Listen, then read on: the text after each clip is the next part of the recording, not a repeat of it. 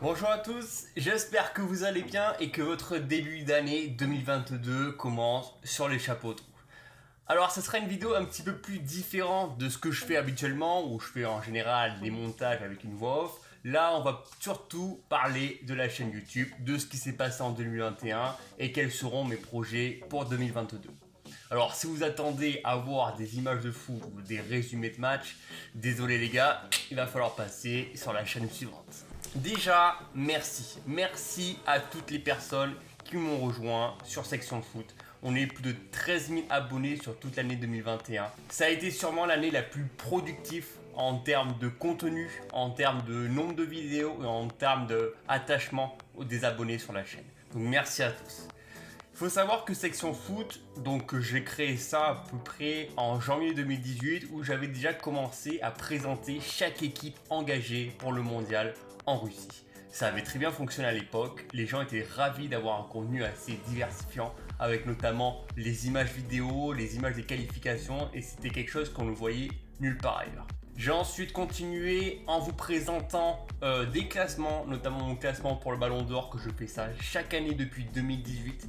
J'ai ensuite évolué en faisant un classement, un top 10 des meilleurs joueurs par poste. Donc c'est un travail qui me demande beaucoup de temps de recherche par rapport aux données que je récolte, par rapport aux informations que je lis, mais aussi par rapport et surtout aux matchs que je regarde et que je re-regarde pour me donner une idée d'un joueur en question. L'idée de ces vidéos, c'est surtout d'être le plus objectif possible. Ensuite, j'ai aussi fait en parallèle une sorte de reportage documentaire sur les talents de demain, sur les joueurs qui vont exploser aux yeux du monde dans les années à venir. Donc en leur expliquant leur parcours, d'où est-ce qu'ils viennent et quelles sont leurs compétences sur le terrain. Et enfin, j'ai continué l'année dernière en vous présentant les meilleures équipes engagées sur chacune des compétitions, donc que ce soit l'Euro 2020 et plus récemment sur la CAN 2021, où ce genre de vidéo, encore une fois, vous a beaucoup plu. J'ai toujours des retours positifs, des personnes qui sont très bienveillantes dans les commentaires, des personnes qui sont très gentilles, qui n'hésitent pas à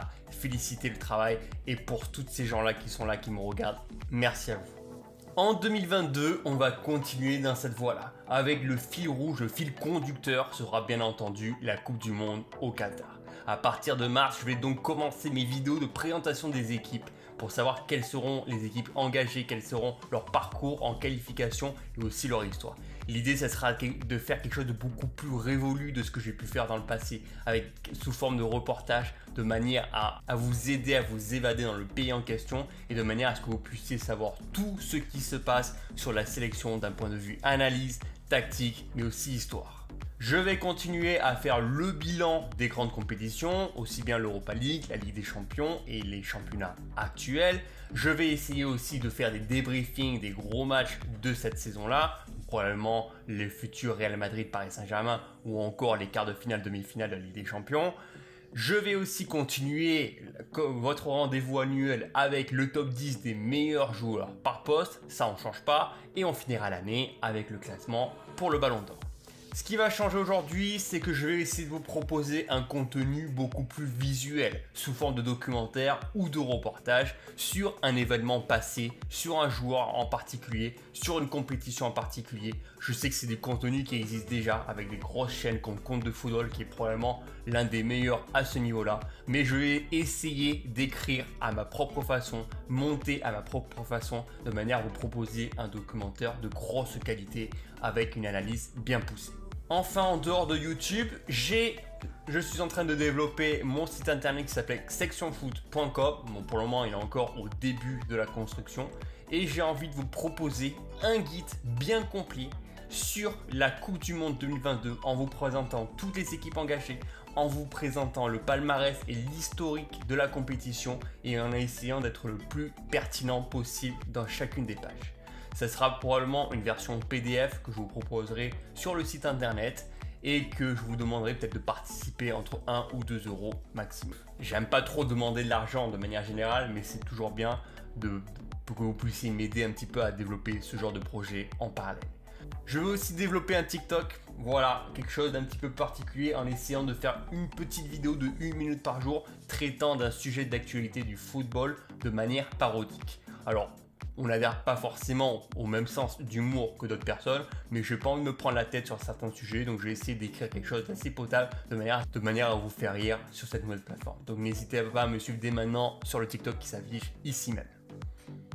Voilà, j'espère avoir été le plus complet possible sur mon plan pour l'année 2022. J'espère aussi que vous appréciez le contenu que j'essaie de vous proposer au moins une fois par semaine. D'ici là, on se retrouve donc jeudi prochain où je ferai donc une présentation, le bilan de la phase de groupe des CAN pour savoir un petit peu ce qui s'est passé, qui est sorti du lot, quelle équipe a le meilleur collectif, quelle équipe a le plus déçu, est-ce que tous les grands joueurs ont été au rendez-vous. Je vais vous présenter ça bien entendu de manière visuelle en ayant les plus belles images de football et aussi en vous présentant quel a été le top 5 des plus beaux buts de cette phase de groupe.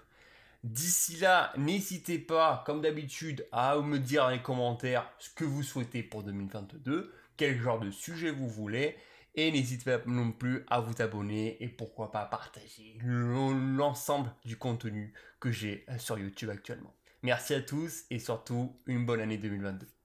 Salut!